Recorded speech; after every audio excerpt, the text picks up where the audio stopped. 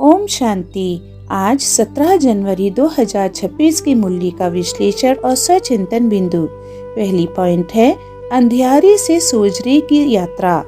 आज की मुरली में बाबा समझाते हैं कि जब भारत स्वर्ग था तब तुम सोजरे में थे, आत्म अभिमानी, पावन और सुखी।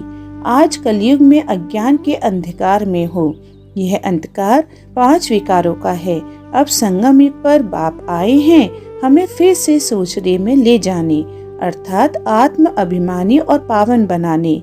दूसरी पॉइंट है 84 जन्मों की कहानी और अंतिम जन्म की जिम्मेवारी।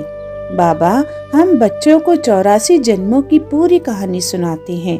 यह हमारा अंतिम 24वां जन्म है, वानप्रस्थ अवस्था है। अब कर्मों का हिसाब पूरा करने और पुण्य आत्मा बनने की घड़ी है। इस जन्म में की गई मेहनत से ही 21 जन्मों का भाग्य तय होता है। तीसरी पॉइंट है एक बाप से बेहद का वर्षा। बाबा कहते हैं देह के सभी संबंध छोड़ एक बाप को याद करो, वही पतित पावन दुख हरता सुख करता है।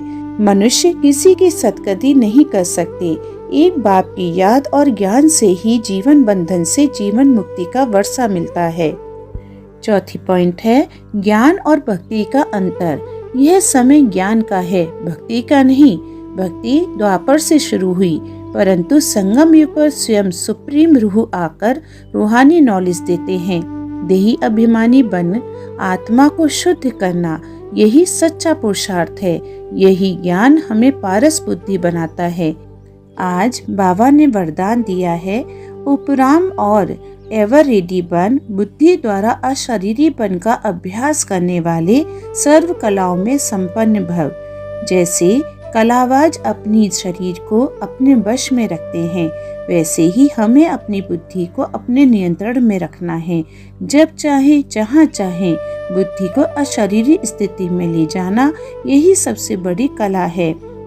इस एक कला से स्वतः 16 कला संपूर्ण बन जाते हैं। 1 सेकंड में उपराम स्थिति युद्ध से बचाकर विजय दिलाती है। आज का स्वचिंतन बिंदु है पहला, क्या मैं वास्तव में अपने को आत्मा समझकर देही अभिमानी रहने का अभ्यास कर रहा या कर रही हूँ। दूसरा, क्या मेरी बुद्धि ऑर्डर प्रमाण 1 सेकंड में अशरीरी स्थिति में जा सकती है।